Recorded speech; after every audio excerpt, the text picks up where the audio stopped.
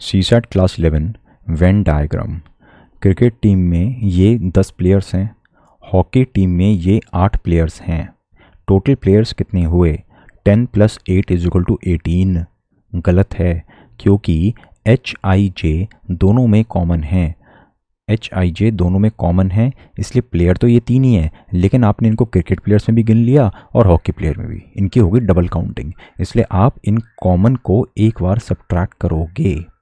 ठीक है, तो cricket player plus hockey player, लेकिन जो कॉमन है उसकी 2 बार काउंटिंग हो गई है, इसलिए कॉमन एरिया को एक बार माइनस करेंगे। तो a + b minus common area. यही चीज़ हम वेन डायग्राम के थ्रू दिखाते हैं। ये क्रिकेट प्लेयर्स हैं, ये हॉकी प्लेयर्स हैं। दोनों को ऐड करने के बजाय हम दोनों का कॉमन एरिया नापेंगे। कॉमन एरिया को एक बार माइनस करेंगे क्योंकि कॉमन एरिया डबल काउंटिंग में आ जाएगा, 2 बार काउंट किया जा रहा है, इसलिए a + b minus the common area. अब अगर a और b की जगह साथ में c भी आ जाए तो कैसे होगा? इसको हम बोलते हैं a union b union c। ठीक है, तो ये है a। अभी तीनों अलग अलग हैं, तो हम पहले ओवरलैप ढूंढेंगे a और b के बीच में। b a के ऊपर आया तो ये जो बीच का एरिया है ये इसकी डबल काउंटिंग हो गई, तो हमें बीच के एरिया को हटाना पड़ेगा। पहले हमने किया a + b, अब हम इस बीच के एरिया को हटाएंगे, तो ये हो गया a + b minus a intersection b। Intersection का साइन होता है उल्टा u। ठीक है, तो a + b minus the intersection, तो ये हो गया a यूनियन b। अब इसके ऊपर c भी आएगा। जब c नीचे आएगा तो वो थोड़ा हिस्सा a का ढक लेगा, थोड़ा हिस्सा b का ढक लेगा, तो हम इस ढके हुए एरिया को भी हटाएंगे क्योंकि ढका हुआ एरिया मतलब ये 2 बार काउंट हो रहा है। ठीक है, तो ध्यान से देखो, अब ये c नीचे आ गया तो c ने b का कुछ एरिया ओवरलैप कर दिया, तो हमने यहाँ पे c ऐड किया। अब हम कुछ घटाएंगे, ओवरलैप वाला एरिया घटाएंगे, तो हम देखेंगे b और c का इंटरसेक्शन क्या है। ये है b और c का इंटरसेक्शन, तो हम इस इंटरसेक्शन को हटाएंगे, तो यहाँ पे क्या लिखेंगे हम? Minus b intersection c। b intersection c, देखो ना, c जो ग्रीन कलर का था उसने इनकी परत को ढक दिया था, अपनी एक परत लाके यहाँ पे, है ना, तो हमने वो ढकी हुई परत, ऊपर से जो परत लगी थी हमने उसको हटा दिया, तो अब हमें नीचे का ओरिजिनल चीज़ दिख रही है। यहाँ पे पहले ओरिजिनल सिर्फ a था, उसके ऊपर b का पोर्शन आया ब्लू ब्लू, वो हमने हटा दिया। अब यहाँ पे ऊपर c का पोर्शन आया, वो हमने हटा दिया, तो यहाँ पे हमें ओरिजिनल चीज़ दिख रही है अब। ठीक है, b माइनस सी, b इंटरसेक्शन c हमने माइनस कर दिया। लेकिन अभी एक और दिक्कत है, c का थोड़ा सा हिस्सा इस a के थोड़े से हिस्से को भी ढका हुआ है, तो हम कैसे फाइंड करेंगे? हम फाइंड करेंगे a और c कहाँ पे इंटरसेक्ट होते हैं। a और c इतने बड़े एरिया में इंटरसेक्ट हो रहे हैं, है ना, तो हम ये पूरा इंटरसेक्शन हटा देंगे। हम हटाना कितना चाहते हैं? हम हटाना चाहते हैं सिर्फ ये छोटा सा ग्रीन पोर्शन। हम सिर्फ छोटा सा ग्रीन पोर्शन हटाना चाहते हैं क्योंकि यही तो ओवरलैप हो रहा है, यही तो डबल काउंट हो रहा है। लेकिन क्योंकि a इंटरसेक्शन c इतना बड़ा है तो हमें मजबूरी में ये पूरा हटाना पड़ेगा, है ना, तो हम ये पूरा हटा देंगे। यहाँ पे लिखेंगे minus a intersection c। a intersection c हमने हटा दिया। ठीक है, प्रॉब्लम क्या हो गई? बीच का एरिया। बीच का एरिया ऐसा था जहाँ पे a b और c तीनों आ रहे थे, लेकिन ये इंटरसेक्शन हटाने के चक्कर में हमने इस बेचारे को इतना ज़्यादा हटा दिया कि यहाँ पे कुछ भी नहीं बचा, तो हमें एक बार ये हिस्सा ऐड करना पड़ेगा, है ना। ये ऐसा एरिया था जहाँ पे तीनों आ रहे थे, तीनों को इंटरसेक्शन हो रहा था, तो हम यहाँ पे कर देंगे प्लस a b c का इंटरसेक्शन। ठीक है, तो a b c का यूनियन क्या हो गया?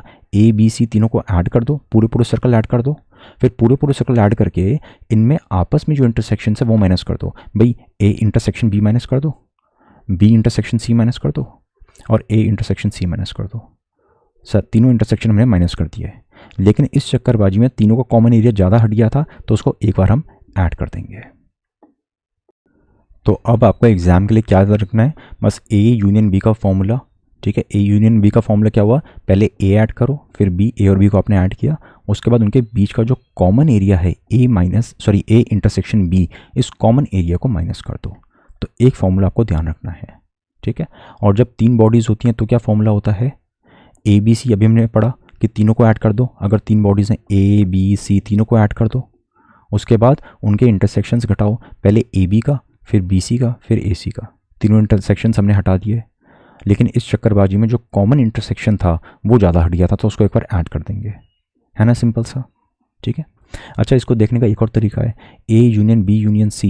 ये फिगर देखो, a union b union c, इसमें क्या हो रहा है देखो, जब हमने इंटरसेक्शंस वगैरह सारे हटा दिए तो ये जो थोड़ा सा एरिया बच रहा है ये वाला, ठीक है, एक सेकंड, ये जो एक सेकंड भाई, ये जो एरिया ये सिर्फ ए का है, जो यहाँ पे रेड रेड दिख रहा है यहाँ पे सिर्फ ए है, कोई ओवरलैप नहीं है, ठीक है ना। ऐसे ये जो ब्लू वाला पोर्शन है इसमें सिर्फ बी है इस टाइम, कोई ओवरलैप नहीं है।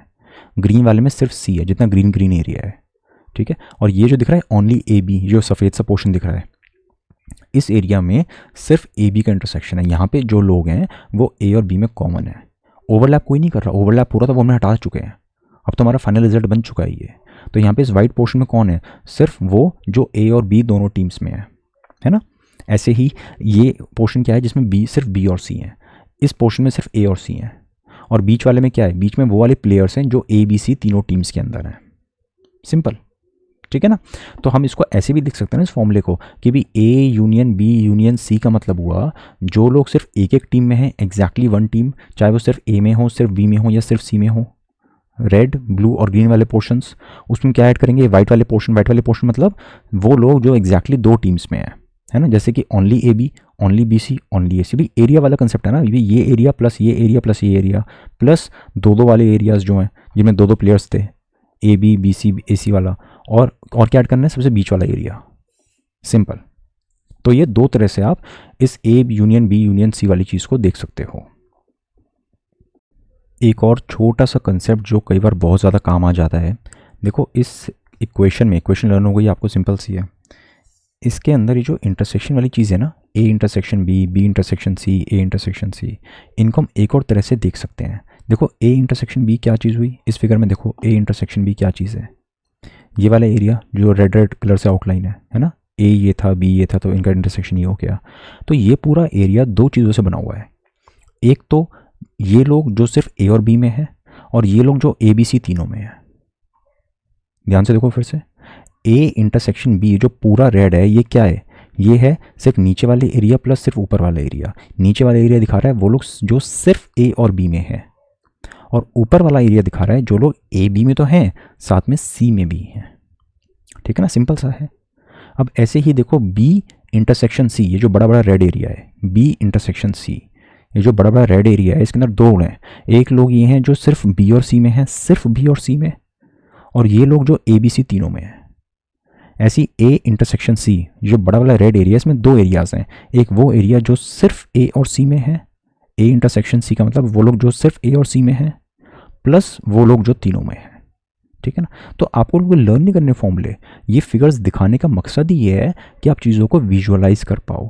अगर इतना सा विजुअलाइज कर पा रहे हो, 2-3 बार इस वीडियो को देखो, 2-3 दिन बाद गैप के बाद फिर से देखना, ताकि फिगर्स आपके एकदम जहन में घुल जाएं। उसके बाद आपको एक क्वेश्चन सॉल्व करने में कोई भी दिक्कत नहीं आएगी, क्वेश्चन कितना ही डिफिकल्ट आ जाए।